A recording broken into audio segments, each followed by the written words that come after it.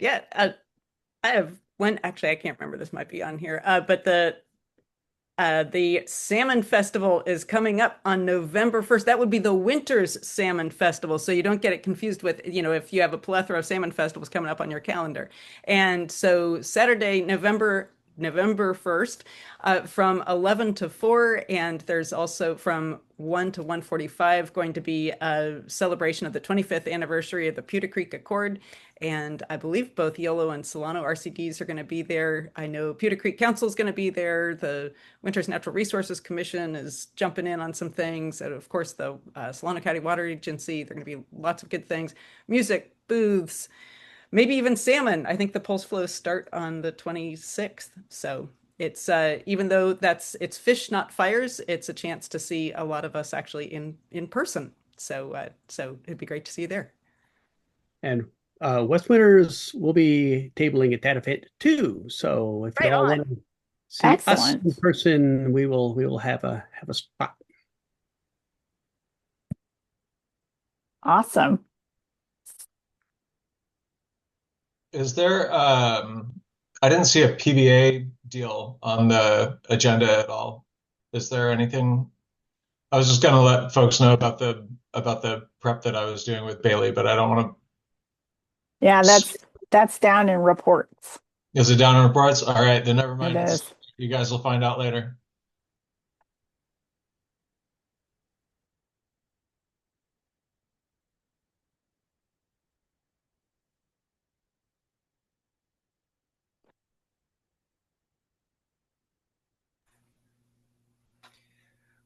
Well, I guess hearing no more announcements, or did my thing lock up?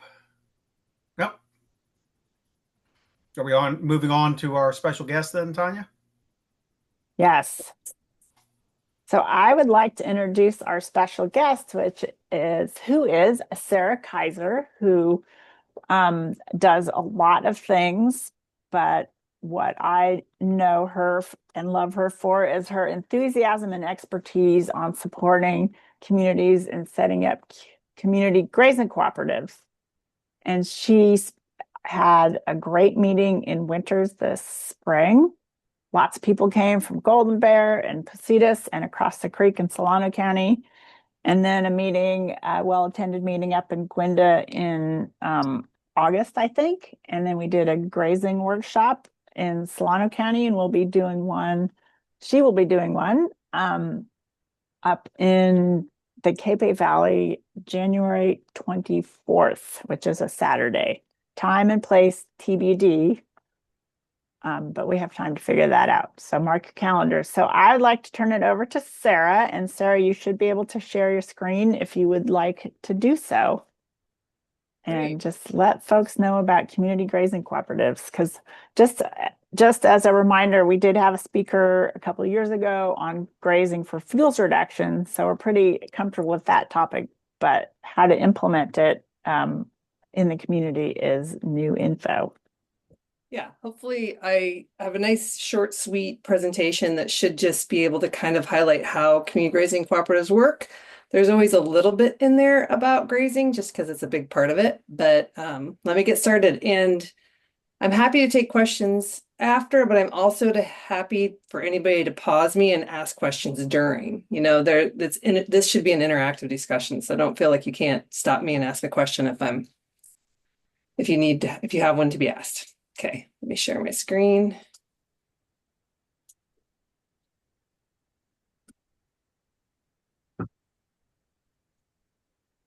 Everybody see the presentation? Yeah, okay. Not yet. I just see redwood trees. Redwoods. I'm sharing the wrong screen. Thanks for telling me. That happens. Okay, hopefully this is the right one. Jeez. Hold on a second, guys. Usually I don't have this many technical difficulties.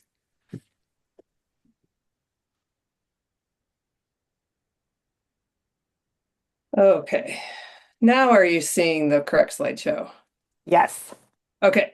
Thank you, Tanya. Well, good afternoon, everyone. Thanks for coming. I could see as we were coming together that many of you have probably seen some of this. and or all of it at different times I've presented over in Yolo and Solano County. So I'm here to talk about community grazing cooperatives and how we used hoofed animals in collaboration to build resilient, fire-safe communities and landscapes. So you are aware about grazing works. This is going to kind of talk about how we help communities be empowered with how to do this on their own. So I left this slide in there just to kind of talk about how grazing is an effective tool, because it does do fuels management, as someone spoke to you about, but also grazing animals, when well managed, aerate the soil, increase water absorption, because we need to think about when the rain comes and how things will work, as well as fuel load. Also, it's empowering residents and communities to have a tool for their own vegetation management that they can do annually ongoing. Because as we know, the grass keeps growing back, the landscapes need stewardship year after year after year.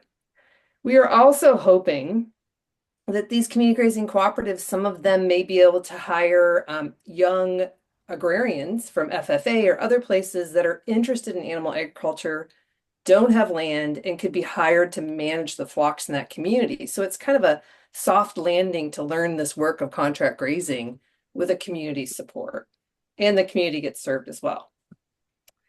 So the vision of a community grazing cooperative is we're going to reduce fire load and increase public safety. We're also empowering strong, resilient communities, because it goes beyond fuels management.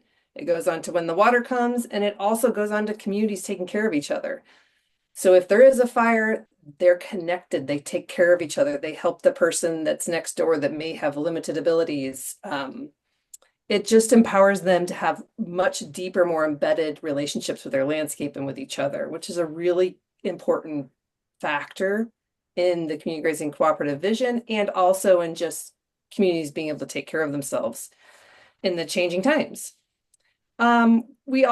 When I have the meetings and we talk to communities, it's also about changing our relationship to fire, redefining good fire, coming to terms with we live in a fire ecosystem, and creating a healthy fire ecosystem, rather than thinking about that we're against fire or fighting fire, because that's not really the goal here. Environmental stewardship, like thinking about we're doing fuels management, but we're also trying to change the seed bank, because with animals being utilized in an appropriate fashion, they can actually start to bring back some of our native seeds that may be in the seed bank that have been outcompeted by the flashy annual fuels that are invasive non-natives. So it's kind of a whole big holistic system, and it's this evolution over time where the landscapes and the communities all get to kind of change together, all on the hooves of the sheep or goats or cows, or a combination of those above. We're connecting people, ruminants, and the land for holistic, long-term solution of our landscapes, of tending our landscapes. So I outlined kind of 3 of our basic ways that the grazing cooperatives come together. They're a method for rural residential communities and public land managers. We've created them where there may be private landowners that have livestock that they then steward the open space next to them that's of public land for long-term fuels management. So it's crossing barriers from public to private as well. So there's one way, which is one of the ones that are getting started in winters, is they actually share a flock or a flurd. A flurd is a mix of goats and sheep. So if you hear that word, that's what people are talking about. A flock is sheep. Everything else is kind of a herd, but sheep are a flock. So they share a flock, they own it, manage it together, and it gets moved around the community for fuels management, improving soil.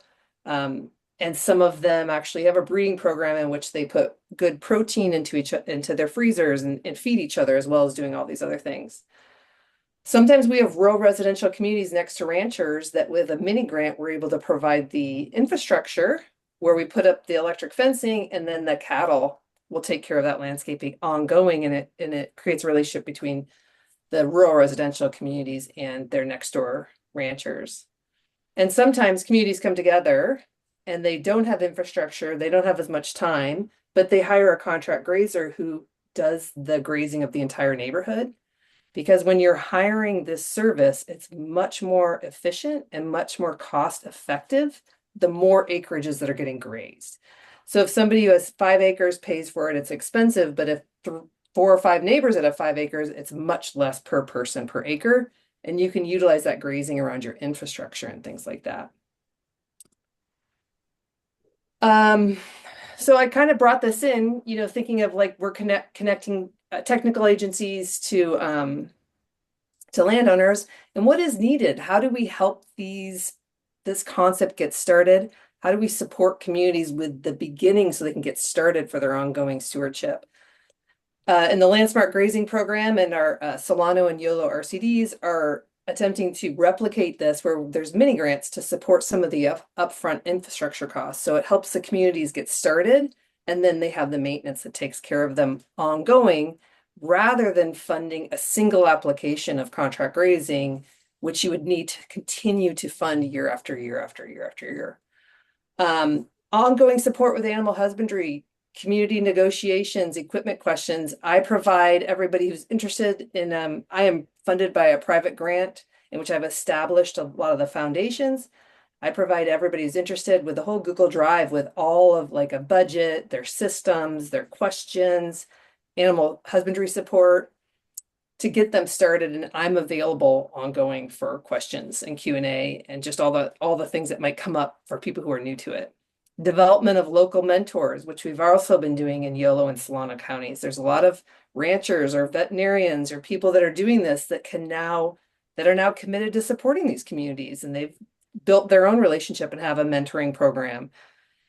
Everything's really difficult without having people around that you can ask questions and learn from. And so that connection's really important. And it tends to be pretty easy to do, especially through the workshops that Tanya helped coordinate with Karen. People just came out. This is kind of a natural human thing that we're just kind of putting the keys together so that it works for everybody. And then we're also working on developing a connection among community grazing cooperatives, supporting each other. So I've been building them in Butte County, Sonoma County, Yolo, Solano now. They're kind of spreading like good fire across the landscapes, and we're creating virtual meetings so they can come together and support themselves as well. That's a big part of it. Again, here we are. There's people moving the sheep down the road to the next neighbor. If you live in some of these quieter landscapes, you can do that. You don't need to be hauling. It's like moving them on the hoof. Here's just some sheep out doing some fuels management, and it was a cute picture. So we're connecting people, communities, and TA organizations. Like I said, a lot of this is intertwining mentors to communities, intertwining communities that have been doing this for 5 years with communities that are new, and then the TA organizations like your fire safe councils or your RCDs coming in to help with that little bit of that upfront lift so that these communities can be on empowered ongoing. Here's kind of a rough sample startup budget. So if you're looking at like 20 to 30 sheep, and we ended up with the newest cooperative connecting to a rancher who had too many sheep, but really high quality sheep, because I always tell people there's no such thing as a free sheep. Like get sheep or goats or cows that have sound minds, sound bodies, good feet. If you're going to be breeding, they know how to be moms. But we found a rancher who has that quality of animal that thrives in the conditions, and she has too many, so they're getting a little bit of a deal. But you're looking about that much for sheep, up or down a little bit. The premier fencing I recommend, about 10 lines to get started, and we do what's called the positive negative lines because our region has such dry soil in the summer. It's hard for those fences to hold current. So when you have a positive and negative, you still get a hot fence even in our summer. You need a solar power unit that can be passed around. Trailer and livestock guardian dog are optional, depends on the community. I put in a shepherd cost because if they wanted to hire a student or an agrarian that may help them with some of that moving, it all depends upon what that community needs and who's available. And then we always have an emergency care kit. Also, sometimes we talked about there may be annual shearing costs that I should put in here for people who have fiber sheep. And the nice thing about having a shearer come out once a year is you pay them to shear, but they also worm your sheep, trim your hooves. They kind of do that annual care for you. For a lot of us, it's worth that $250 or $300 annually. Depends upon the community. So I just put this in more pictures of people trying. You can see one of the sheep are going the wrong direction. So you need a village to come out and herd your sheep. And there's an example of a livestock guardian dog taking care of a baby goat. it's quite profound to witness the increase in awareness. So it's not just that fuels are being managed, people are connected to their landscape, they're connected to what plants are growing there, they're connected to their neighbors, and they're connected to the sheep. It brings this kind of nuance and change in a community that's really, really incredible to be able to witness. And they just take place naturally in a grazing cooperative. And it's kind of like a living thing. It's going to ebb and flow. Sometimes it'll start with like 3 neighbors, and then after 5 years, it's 15 because some people need to see it before they're willing to join. So knowing it's just like all nature-based solution and land tending, there's an evolution and a nuance where you have to kind of let it ebb and flow. Connecting people and animals to land to create healthy fire ecosystems. That's kind of our goal of this. Rather than just fuel management, we're looking at healthy fire ecosystems and healthy, empowered communities. And really cute sheep, little lammy pictures. That's always fun to look at. And just here, this is my final slide. This gives you kind of my contact information if you need it. Tanya also has it. But I do kind of travel around and support a lot of different communities and technical agencies to build these out in their region. Any questions or thoughts?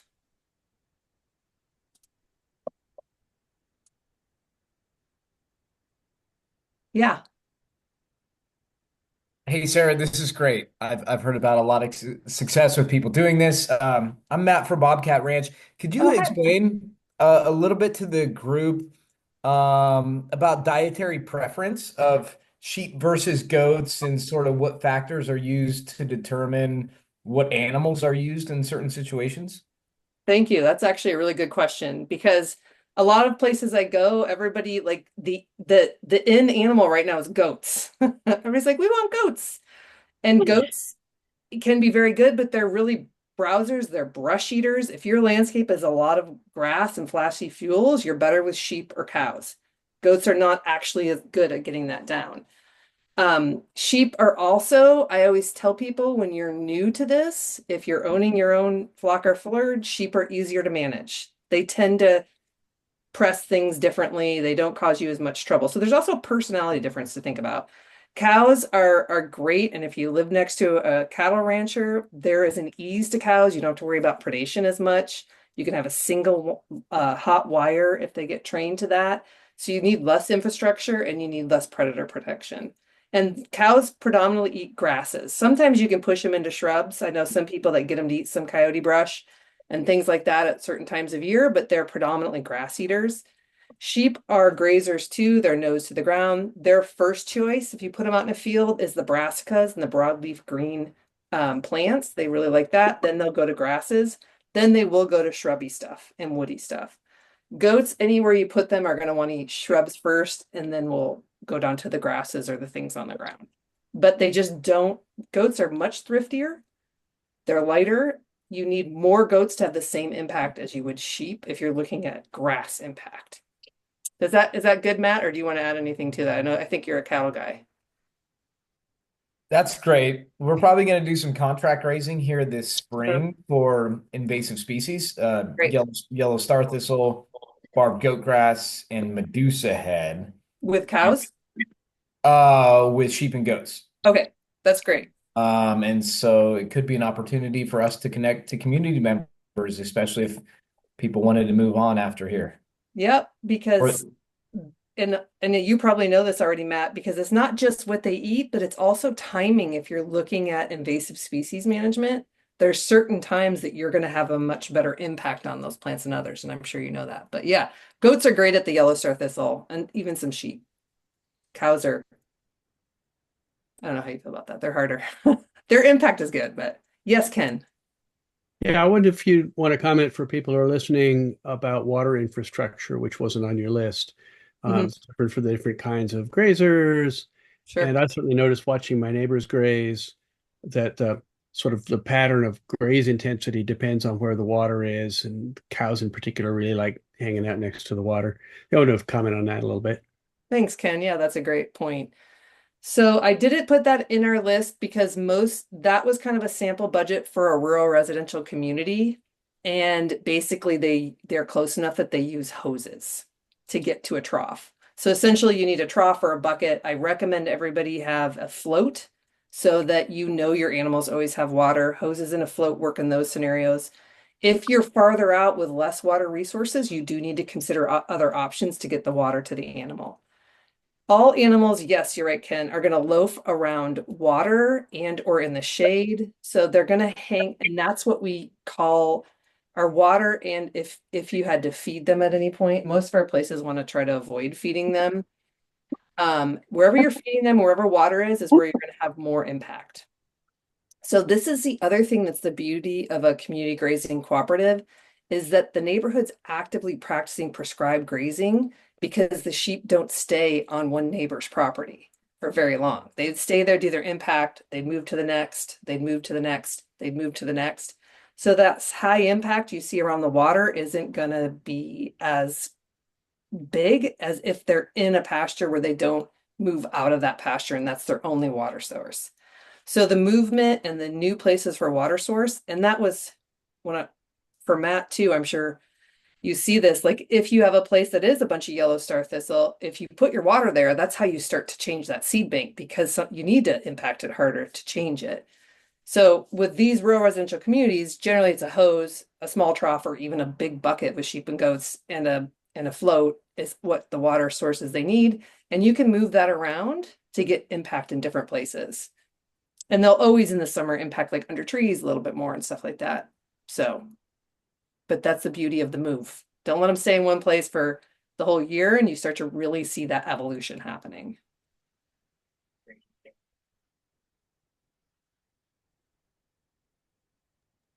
Hey, Sarah, there are a bunch of beekeepers in the Cape Valley who put hives out in a lot of the kind of like undeveloped pasture, old orchards and stuff. Is there anything that you have to worry about with large bee populations around sheep or goats? Absolutely. If you Uh-oh. yeah, if you put any livestock out with bee boxes, make sure you use the fencing to keep them away from it because the thing that they would do is they would go up and they'd scratch on it. So it's not like they're gonna like conflict with the bees, but they'll see those boxes as scratching posts and they can knock them over. Got So it. if you have bee boxes, and that's the beauty of that portable electric fences, is you can use it to keep them out of something too. Got it. Cool. Thank you. Yeah, Well, that's a good question. that is a The great moral, question. Yeah. moral of the So story being there's lots to think about. there's lots to think about. So reach out to me with questions like that. I'm happy to answer. And because yeah, it's not like they conflict with bees, but everybody likes a good scratching post. And if they're out and they see them, they will they will scratch. How do grazers aerate soil? So their little hooves are, and again, when I talk about them aerating soil too, a big part of that is in the management. So when people talk about any livestock compacting an area, it's because they're left on an area too small of an area too long. And anybody who stays on too area a small long, you can get compaction. And that again is what happens with a grazing cooperative is they're getting passed around. So their little hooves, especially on our hard soils at the end of this, like right, before the rains, like September, October, it gets to be almost like concrete. I'm sure you guys have experienced that. It's just so hard. Where if you have them on for a little bit, their little hooves do soften that area. Their manure and urine add organic soil matter, which softens the top layer, which allows for absorption. And the way they eat the fuels and compost it and put it back as manure adds organic soil matter and kind of aerates that soil a little bit so it can open up when it's like this before the rain comes and take in that water absorption. So it is about management and it's specifically about the way they process fuels and put them back on the ground and out their back end that add a lot of aeration to the soil, both hooves and manure and urine. Anybody else?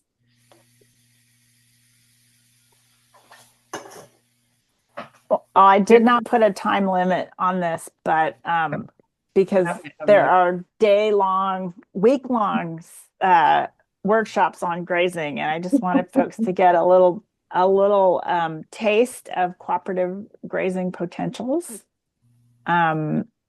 So it's 4:33, so we should probably keep moving unless anyone has any burning questions. I see Sherry popped on.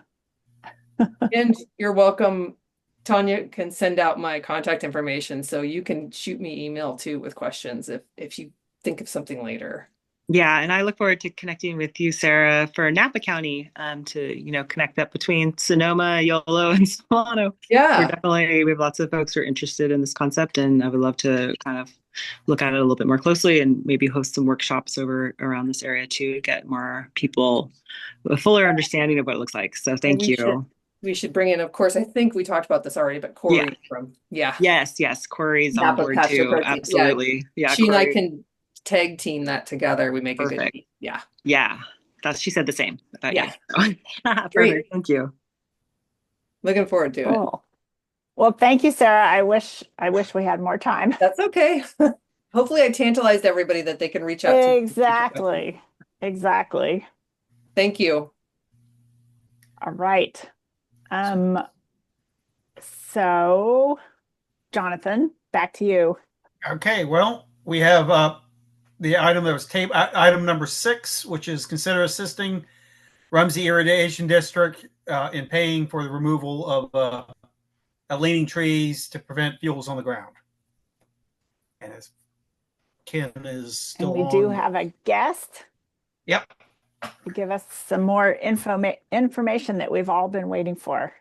Sure. Yeah, I'm Ken Muller from the Rumsey Water Users Association, and I'm not sure how much you guys have talked about this in the past, but it's we have a very large leaning tree at on Rumsey Canyon Road at the end of where you guys did a fuel break project last year at the south end, and it is threatening to fall and has dropped a branch already. And we're hoping to remove it before it falls and possibly causes large damage to our irrigation infrastructure, which looks like it could happen this winter, possibly. So we got 4 different bids to remove it, ranging from $7,500 up to $12,000. And we were thinking of going with the second lowest bid from Yolo County Arborist, which is $7,750 to remove it. And we were hoping to ask the Fire Safe Council if you guys would consider covering maybe a third of that cost, which would be $2,250.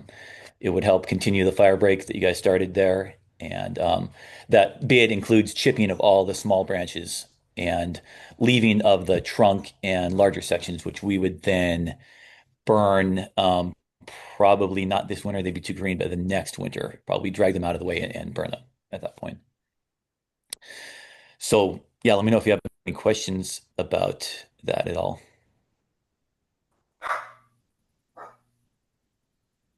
That is a drastically better amount than the 10,000 that we first heard about way back when. And we have discussed this quite a bit last month, especially. So thanks for getting some more on the ground information. Ken has a question. Yeah, so we talked last time, I think, about whether there was an alternative that would save the life of the tree, something like propping up, keeping it from falling over and damaging your stuff. And I wonder if you had any of your arborists consider that option.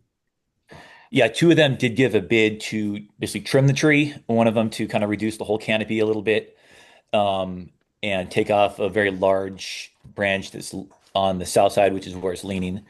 And then another one to do a less drastic pruning job. And the less drastic one was $2,250. The more drastic one was $6,500 to $7,500 to trim it. And that is a possibility. They both said it does not guarantee the tree won't fall, but that is a possibility, which may lengthen the time that the tree remains standing. And how do you guys in the water district feel about those choices? Because it's mostly your money now. Yeah, most people were leaning towards removing it, just because the danger is still there of even if we trim of it falling. But yeah, it is not an option to trim.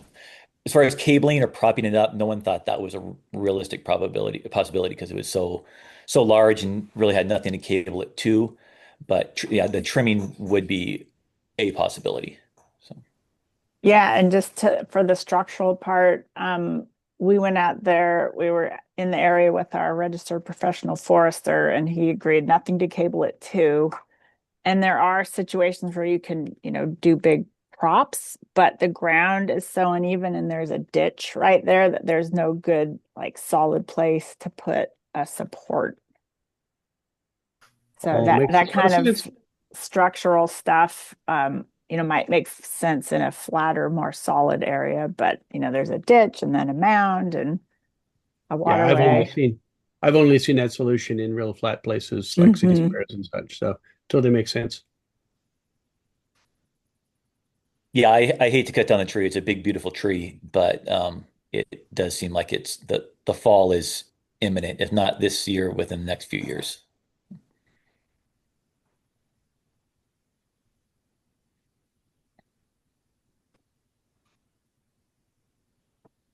Well, so we have this action item. There was no, if someone wants to make a motion, to support the Rumsey Water Users Association, because we did not have a dollar amount. Question. Sorry. I've got a quick question about that. The funds, does that impact funds for managing the Arundo, or are they two totally separate pots of money? Two completely separate pots of money. This would likely come out.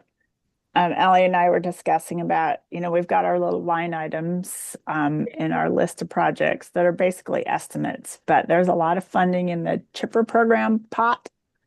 So it would probably come out of that. Okay, awesome. Well, then I move that we contribute to this account, this project. How much are we talking about? Little over 2,000. I think the request was 2,250, correct, Ken? Yeah, that would be a third of the cost if you guys would be okay with that. Got it. This is Jack. I'll second that. Okay, we have a motion and a second, but is there any other discussion or questions?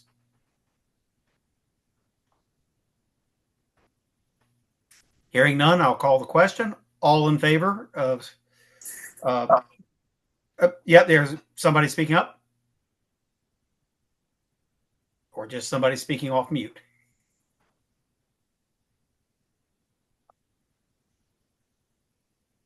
Okay, so I'll call the question again, in favor of assisting the Rumsey Water User Association with removal of a tree in $2,250.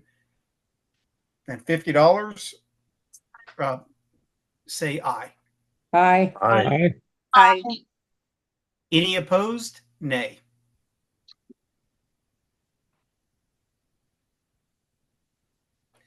Okay, thank you. The motion is carried. All All right, right. thank Well, you very much. thank you, Ken. Ken, for sharing that info. And yeah, just keep us posted on the nitty-gritty paperwork stuff. Sure. Yeah, we really appreciate your help. Thanks a lot. Yeah. Good community partnership. Okay, so we're on to regular reports, Tanya. All right. Now we get to talk about all the tons of things that we are doing. And at the top of our list is Chief Privet from CAL FIRE.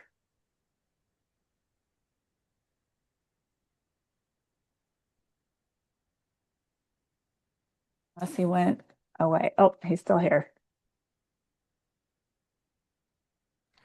Can you hear me now? Yes. All right. Well, Jesse's on tonight, so he has more better inclination of what happened today at the PBA. We supported your team in brush cutting, and he put a line around it for the later, hopefully this month. They spent 2 days out there, but Jesse probably knows more of what they got finished out today. So I'll let him finish on that stuff. But for CAL FIRE, everything's going normal. We're losing some of our extended helicopters on the 28th, so we only have pretty much, due to the weather, I think we'll have one at Napa Airport, and then we'll obviously have Boggs Mountain Helitack. But the other EUs will be coming offline and for the winter. But we basically have our 31 engines and our 6 dozers and everybody in place. That's about it. And you're issuing burn permits again for Yeah, I just residential? checked these today out there off of Rumsey, and she wasn't happy with me because she didn't have a water supply. And she's been doing this for years, and I didn't know. I don't think she's happy with me, but we talked, tried to make her happy. I'll talk to Jesse about it. Maybe he can help her, you know. But a cube of water isn't going to help put out the fire if it needs to be. But yes, burn permits are being issued as long as they meet the criteria. Cool, thank you. Well, since you brought it up, do you want to turn it, Jesse, do you want to tell us more about what happened today in North Rumsey? Sure, yeah. If I'm not stepping on Allie's toes for the PBA report. You got hot off the presses.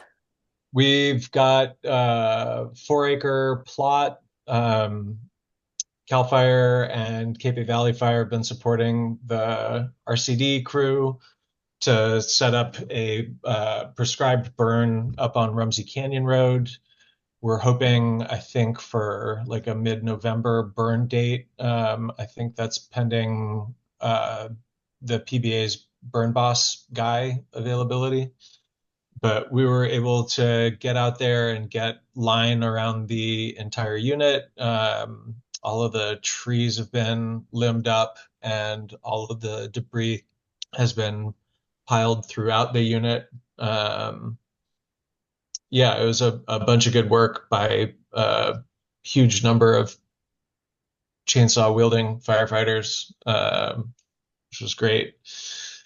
And I think that if we get all of our ducks in the row and if the weather cooperates, there probably isn't any more work to be done out on that plot. It'll just be the PBA doing a bunch of outreach and me lining up a bunch of holding resources for the day of the burn. Awesome. Yeah, and for dates, we're shooting for November 15th and 16th, which is Saturday or Sunday. And like Jesse said, that's weather dependent and if our burn boss is available, but that's what we are aiming for.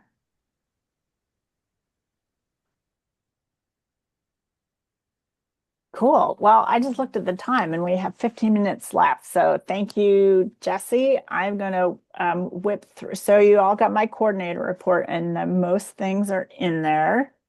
Our contractor did complete a very small but important roadway work at Encina Road in Golden Bear, which is it's their evacuation route if they can't get out their normal way. So there was a bunch of scruffy fuels I did not get out to take after photos, so I'll have those for the next meeting. And then they also completed work, which I do have some photos for, from Highway 16 at the South Rumsey. I didn't do a great photo set, but here's before. It's the curve coming into town. All these scruffy trees. There's a few oaks in there. And so there's another view. It's mostly cypress or juniper. So those are the pictures I took in August, and then that's what it looks like now, limbed and thinned. And there's a couple of pictures. There's an action photo. They've got their skid steer moving some branches into their chipper. The landowner did some work too, which is awesome. There's a nice line of limbed up trees. They took some of the ones that weren't very healthy got removed and also freed up space for the native and less fire prone oak trees. There's another view as well. So that's my little photo essay for the day. And that curve was just a little bit too overgrown for comfort in terms of ingress and egress for folks going in and out of the Cape Valley. Yeah, next week I'll have some good pictures of our Golden Bear route. The other thing that we are working on is it looks like we're really close to getting our permit to continue our shaded fuel break along Highway 128 on the south side. And then we also are working to get some funds from the to get the California Conservation Corps on the ground to do some work. And the site we picked for that was Dry Creek, just to on the very west border of Winters. That was a big concern. Lots of people were concerned about that as we went through our community wildfire protection plan process. So hopefully, if all our paperwork's come together, we'll get those guys out on the ground limbing and thinning against a neighborhood in the springtime. And then I also wanted to update you on the signs, our roadside signs. We're getting all our ducks in a row for that and went to the building department, and there's some very high permit fees, and we're asking those to be waived. So that's a bit of a process. But once those are all in place, then we'll have a contractor go install those 2 signs in Winters and Cape. And also, don't forget, mark your calendars for January 24th, a lovely Saturday, we hope, in the Cape Valley. And if it's raining, we'll be under a barn for another workshop on grazing and animal management. So that is it for project updates in a nutshell. Moving on to grant updates. Allie is doing most of the heavy lifting on a project I mentioned last month to get some funding to help people with cost share for home hardening. So folks would have to pay for part of the work to, and this is not defensible space, it's vents and adding metal where there's wood, windows, all sorts of stuff. So that's a really quick and dirty explanation of that. And I will stop and see, Allie, is there anything you want to add to that before I turn it over to you for your updates? No, I think you got it. But did we skip OES's report? We sure did. Christopher, could you hop in? Okay. Thank you. No worries. I just have 2 quick items. The first one is, so we did reschedule our disaster service council meeting to November 13th with an in-person and virtual option for anyone who's interested. And then just an update on the Rumsey evacuation drill we had late September. So we had a good turnout on the responder side. It was very nice getting to get everyone together in the same room and kind of go over if we do have to evacuate in the Rumsey Cape Valley area. But we had a low participation on the community member side, so that was a bummer for us.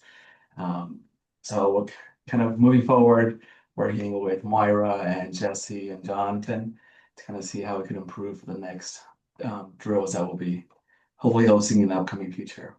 I don't know if Moira or Jesse has anything else to say in regards to the exercise. Yeah, it was a great turnout from the responder side, and it was really good training for all of the agencies that were involved in it. The Cape Valley is notorious for not evacuating during emergencies. So the turnout that we got from community members may have actually been more people than we will convince to evacuate the next time there's a big fire. But the plus side was that there were a whole bunch of ice cream coupons left over afterward, and we all got free ice cream. Good job, you guys. Thank you, Chris. Is that it? That's it on mine. Thank Okay, thank you. Sorry about that. Okay, thank you, Allie, for catching that. I'll turn it over to you. Yeah, so PBA update, we already talked about the upcoming burn. I'll just add that that burn is open to PBA volunteers. We will create a sign up list. I think Jesse mentioned it's only 4 acres, so it's kind of on the smaller side. So we might have to limit how many participants. So if you're really interested, once that sign up goes live, be sure to sign up quick if you can. And that'll go out to our normal PBA mailing list, and I'll also send it out to our Fire Safe Council mailing list too. And then other PBA updates, we have started, I think we mentioned in previous meetings, we started a Yolo Solano steering committee to help guide our PBAs. We have our second meeting on Monday, October 7th, so next Monday.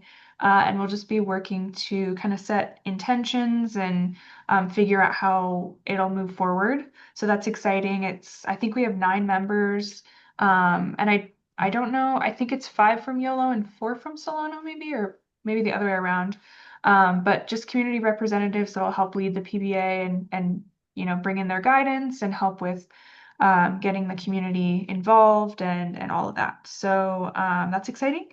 More to come from that. And then for our program updates, one update to mention is we have our reflective address sign program, and that's going to continue, as normal, but we are going to modify it slightly in the event that we do get that home hardening program that Tanya mentioned, just to help support facilitating that home hardening program if we end up getting selected for that grant. So there'll be no changes to how many address signs we offer and all of that. We're gonna have a lot of money left over in that pot if we don't do something with it. So hopefully this will give us the opportunity to use up some of those funds. We just budgeted more for the address sign than what we actually ended up needing. And then for Chipper program, we have a Chipper Day tentatively scheduled for November 21st. I think that's a Friday. And that's kind of, weather dependent. We have 3 properties on the list now, so we still have some room. If anyone, has fuels that needs to be chipped or their neighbors, feel free to point them to our webpage, or they can reach out to me, and I can help them fill that out.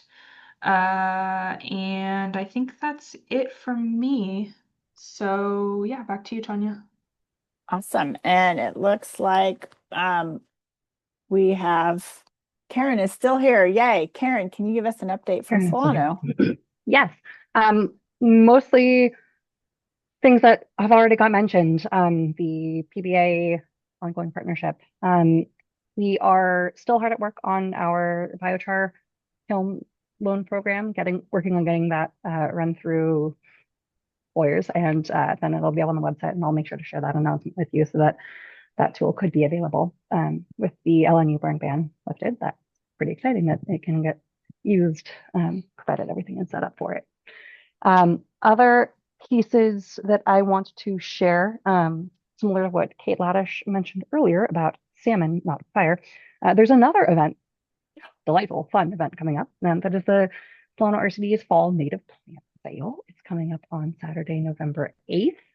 And we hope to see you out at Solano Brewing Company between Dixon and Vacaville to pick up some plants to complement your fire-resilient landscaping efforts.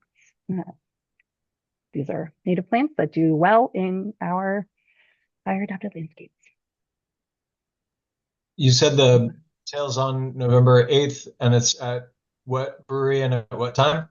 I will drop the event link into the chat box. Thank you for that. But Saturday, November 8th from 12 to 4 p.m. at Solano Brewing Company, which is technically in backup. So here's that in the chat box. That's it for Solano at the moment. A lot of planning. Quite a lot. Thank you. Okay, moving on to our community fire safe councils. Moira is here from Capay Valley. We don't have anything to add to the information about the Rumsey evacuation drill. But we are tentatively planning on an evacuation drill for Gwenda sometime late January, early February. All right. That is everything. Thank you. And Napa Sherry left and Pleasance Valley isn't here, but Ken is here from West Winters.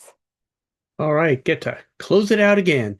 Yeah, nothing much to report. We're still working on our Firewise community. The draft is done and we've all commented on it. It's looking pretty good. I had the fun of doing a spreadsheet data reduction of how we did on our community assessments.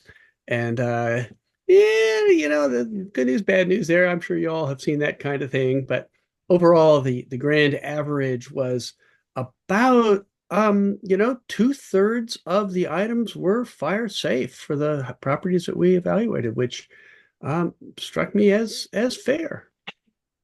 Anyway, Yeah, that's it for us. I think that's pretty good. Mhm. Good job, West Winters. Thank you. Okay, that is it for reports. Unless anyone has anything to add, I'll turn it over to our chair. All right. Well, as per the agenda, the suggestion is the next meeting on December 3rd or December 10th, rather than Thanksgiving, week of Thanksgiving. Is what I have recently understood. Is there any discussion, or do we want to just go with Wednesday, December 3rd, or do we want to do one meeting in December and make it the 10th? Well, that's what I would suggest doing, combining November and December into early December. Yeah. I think that's a good plan. So if not, we'll hearing no other discussion, I guess we'll plan on that. And if not, speak up now. We need a motion and a second to adjourn the meeting and close it off for today. Before you do that, hold it. What date are you talking about? Was it the 3rd or the 10th? The 10th, which would be a week later, to give a little bit more time for anything late November. Okay, gotcha. To be added, but not early enough to interfere with the holidays. So sounds good to me. Okay. Any other questions? If not, motion in a second and we can adjourn. Thank you. And Britain moves to adjourn. Second. Jesse, thank second. you. All in favor, say aye. Aye and farewell. Aye. And goodbye. And any opposed, nay. So see you on December 10th, and we'll expect the meeting packet out about a week ahead of time from RCD. And thank you again, Tanya and RCD, for all you do.